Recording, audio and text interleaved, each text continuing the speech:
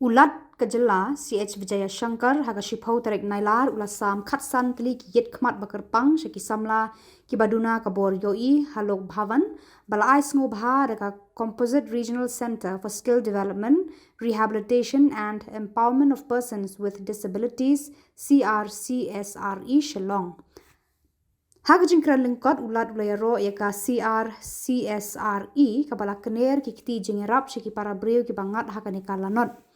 Dr. Ram Shakal Sahani ula ai gajing kuble bakerpang ya kani kakenhun kabala bu Khmat ekini ki para breu ban kershan eki jingerap jongka.